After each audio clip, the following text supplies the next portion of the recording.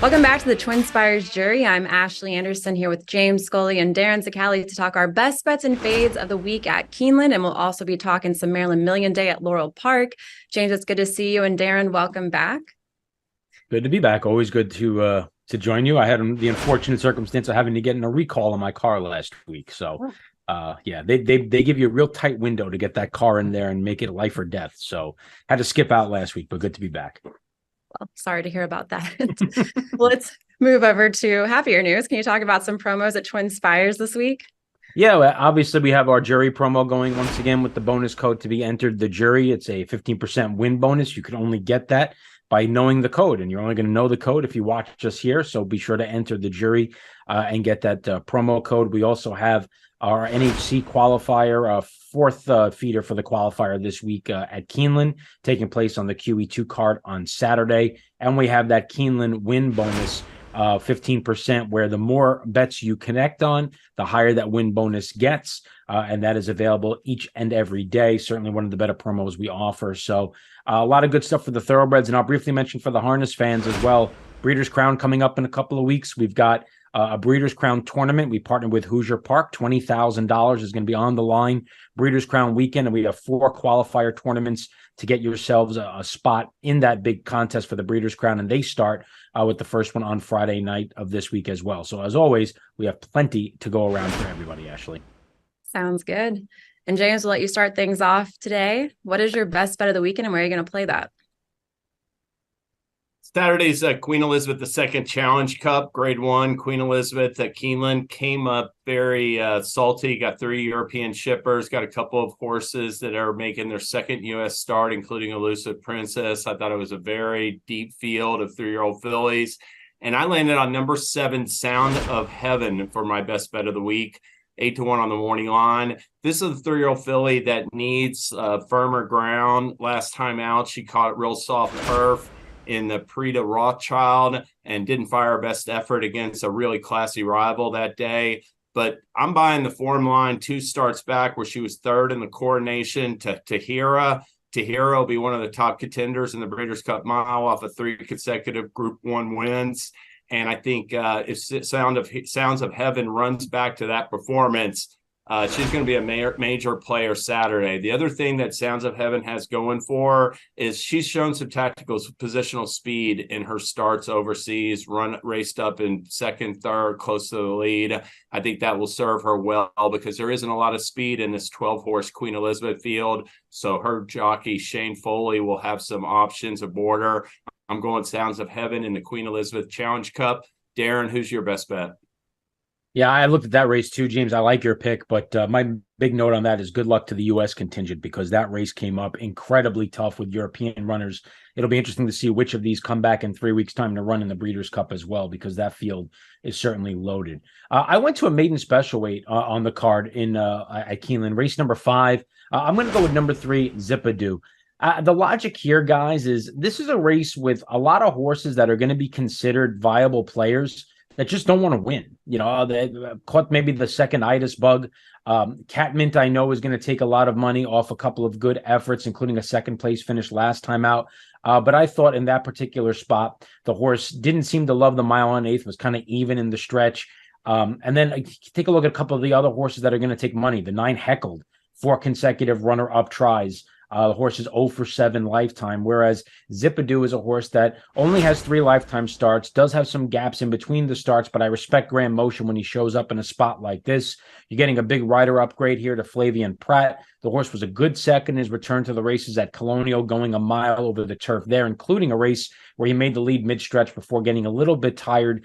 Could have been an indication that this filly was a little bit short that day.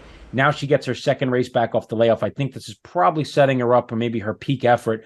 So Zippadoo for me at 9-2 to break her maiden in race number 5 at Keeneland, Ashley. Yeah, I like it, just beaten half a length by Safine on debut at 1 1/16 of a mile. So yeah, I think that's a good shot. I'm going to go with a long shot, number 4, Sherrar, in race 7, a 1.5 mile allowance on turf at Keeneland. Last out, Sherrar was 2nd by a decent amount to a next out Grade 2 winner in Balladeer. And Sherrar was racing on Lasix for the first time, has yet to win in 4 starts since shipping to the U.S., but think he has a chance racing on Lasix a second time. It's a winning move for Todd Pletcher 26% of the time. John Velasquez will retain the mount. He's 5 for 16 this meet at Keeneland. And Sherrar posted a 100 brisnet speed figure last out at Kentucky Downs. Was racing 1 5/16 of a mile, close to today's distance, had the highest last race speed figure among the field. So I'm going to take a shot at that price at 12-1. I think the morning line favorite's vulnerable at the distance. Neil Drysdale is just a 9% winner at the allowance level. I also thought about number 6, Foreign Relations at 9-2. This is a horse that technically has crossed the wire twice in 2 of 3 tries at 1.5 miles, actually back in the spring meet.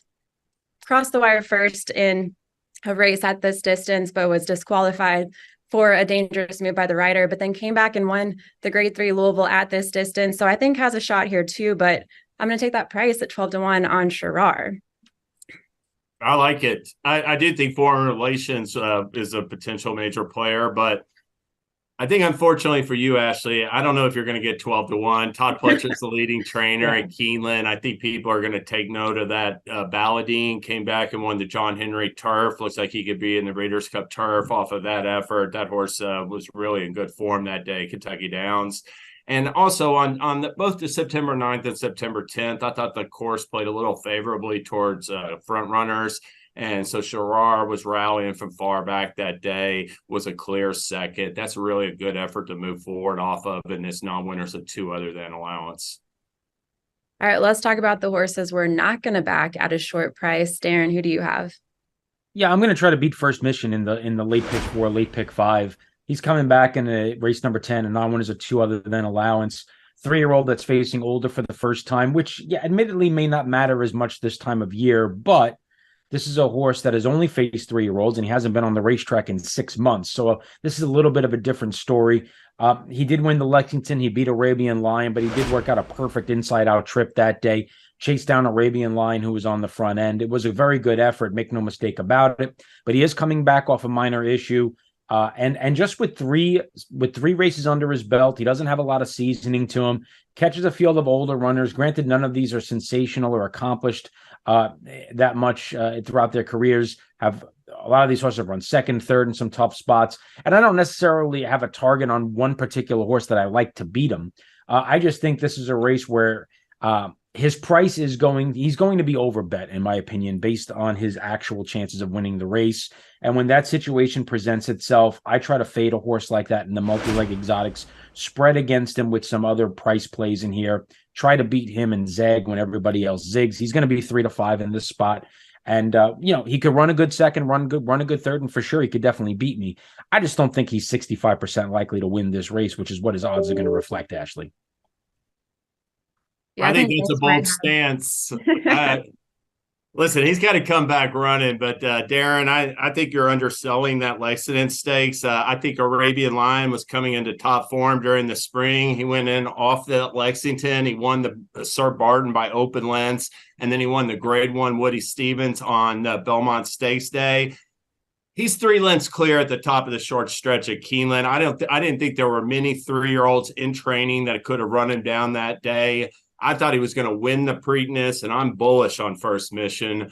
Like I said, he's got to come back and do it. You might be correct, but we'll be against each other on that tab. So James is not taking a stand against First Mission, but who are you going to take a stand against this week? I'm going to go against a Chad Brown horse, 3-year-old filly in race number 8. It's an allowance race at Keeneland Saturday. Number 10, A Seed. She's the morning line favorite at 7-2. She's going to receive support. Chad Brown, Irad Ortiz Jr. This is a 3-year-old filly that undoubtedly flashed early talent. She won her maiden by open lengths this spring, and then came back and ran a very respectable third to Red Carpet Ready and Money's Gold in the Grade 2 8 bells at Keeneland at Churchill Downs on Derby weekend. But in her last 3 starts, I think she's just gone off form. I mean, she's struggled to beat any rivals in those races, been beaten by pretty well beaten in all 3 starts. And while she's still relatively lightly raced and could get things turned around eventually, The fact remains that a seed ran her fastest 2 races in her first 2 races. She's going to be at short odds in her 6th career start on Saturday, and has the pattern that I like to fade short runners at with that pattern. So I'm going to take a stand against the seed. Who are you going to fade, Ashley? So bringing it back to that Queen Elizabeth II Challenge Cup, I'm going against number 4 Maj at 2-1. This is a filly. She's 5 for 8 lifetime, but making her first US start. She did win her last 3 at a mile and even beat, at 9-1, beat Tahira in the 1,000 guineas. And Tahira came back and won her next 3 all Group 1s. But to me, it's a question mark with Maj, shipping to the US and also stretching out beyond a mile for the first time. Also looking at the history of this race, with European-based trainers, we haven't seen one of them win since 2011, which was Aidan O'Brien with Together. But Chad Brown's been dominating this particular race. He actually has won 4 of the last 5, and Flavian Pratt won the last 2. I'm going to look elsewhere. I actually like number 2, Elusive Princess, who came out and won the Saratoga Oaks last out in her U.S. debut. And I mean, Chad Brown's got 2 runners in this field. They're both long shots, but I actually wouldn't write off. I mean, I can't say the word, prerequisite. I actually think at 20-1 could be interesting with Irad Ortiz Jr. What do y'all think? Speed. She has speed, and I don't think there's a lot of pace in there. So we saw Irad. He's still a race yesterday, wire to wire on that turf. He's good with front runners. It's not impossible, but she is in really tough. Yeah, I think that this is a bit more of an exception to the rule year with the Europeans. I just think they're much better than the American 3-year-old fillies. Some of these fillies that are coming in, they're not just like, sometimes you get a second tier Euro to come into this spot who's been getting beat up a little bit by some of the really good 3-year-old fillies. You're not getting that here. You're getting some top flight European 3-year-old fillies. And if they get picked off by an American runner in here, I would be extremely surprised, to be honest with you. Yeah, we'll see. Okay, James, let's talk about what you're looking forward to this weekend. I know part of that is First Mission, of course, but I think a couple other Brad Cox runners are on your radar as well. Yeah, Brad Cox has a couple of other horses I'll mention, as well as First Mission coming back. He has a pair of last out flashy maiden winners. In race number 3, number 6 Light Line, 4-5 on the morning line. This is a $650,000 2-year-old son of City of Light that won his debut by 13 lengths at Horseshoe Indianapolis, was bet down in that race. Figures to take a lot of action in this entry-level allowance. So excited to see Light Line. I might have said Flight Line, but Light Line run. And then in race number 8, Pumpkin Scone. This is a filly. She's run 3 times. She's been like odds on in all of her starts, or bet down in all of them, and didn't run poorly in her first 2, but she finally broke through at Ellis Park last time out, won by 7.5 lengths. She cost $1.25 million at auction. 3-year-old filly by End of Mischief, Pumpkin Scone. I'll be watching to see how Light Line and Pumpkin Scone run for Brad Cox, as well as First Mission in the finale at Keeneland. What else are you looking for, Darin? Well, big day of racing. Got to give a shout out to Laurel Park, Maryland Millions Day on Saturday. They give some of the Maryland breds an opportunity to run for some serious cash. Tremendous fields throughout the day. And one of the real good storylines, a feel-good story, is the return of Luna Bell to the races. She was the champion 3-year-old filly in Maryland last year before getting sidelined with some bone bruising following her effort in the Black Eyed Susans, where you know that she ran too poorly for it to be a true indication of her current form. She's been off now for a year and a half. They tried to get her back to the races. She had a ligament issue. They had to send her back to the sideline again. They tried to get her in foal, believe it or not, earlier this year, but she didn't catch. So then she went back into training again. She's come back. They say that she's doing really well.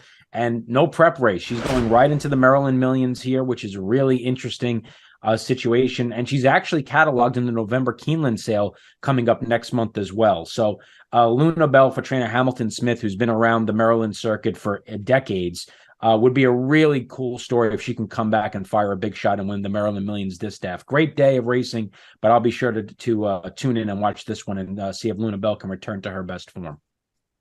She's got some tough competition with Phil D'Esprit. That's, I think, 13 for 21 at Laurel. So going to be tough. But yeah, possibly. That's where all the stakes racing is for the most part. I mean, Keeneland and Aqueduct have like one graded stakes. Laurel's got that Maryland Million Day. And like Darin said, there'll be I'll be paying attention to some of those stakes. Now I wanted to mention the Maryland Million Classic with number 4, Our Nation on Parade, looking to make history here. This is a 4-year-old gelding who won the Classic last year, then proceeded to finish 2nd or 3rd in his next 5 starts, ended up winning an allowance this season, and then again finished 2nd and 3rd in his next 2 starts. Actually was off the board last race, which was the Polynesian Stakes at Pimlico. Looking to bounce back here, and if he can pull off the win, he'll be the 6th horse to win back-to-back Classics, and also will join 7 other horses that have won 3 races on Maryland Million Day. Our Nation on Parade won in his 2nd career start in the Maryland Million Nursery, so has a chance to collect that 3rd win. But I will say reins in the forecast, and this horse is 0 for 5 on off tracks, so it could be difficult. He's also reopposing that rival that beat him in the Polynesian, which is number 2 Double Crown at 9 to 5 on the morning line. So not sure if it's going to happen for Our Nation on Parade, but certainly a fun story that he could make history in this race. Yeah, I can't remember the last time there wasn't rain in the forecast here on the East Coast. That continues to be a trend each and every weekend. But it's going to be interesting. Our Nation on Parade in all 3 is probably going to hook up early on, do battle, and Double Crown, I'm sure, is going to probably take back and try to make one more late run on them. So going to be an interesting way to wrap up the Maryland Million Day for sure. A compelling edition of the Classic. All right, well, that's all the time we have today for the jury. Again, use that promo code, the jury, all one word, for that 15% boost on your win wagers. For the races we talked about in our best bets and fades section, we'll be back on Tuesday with the Racing Roundtable to recap a bunch of these races. And then on Thursday, back with our best bets and fades of the week as well. We'll see you then.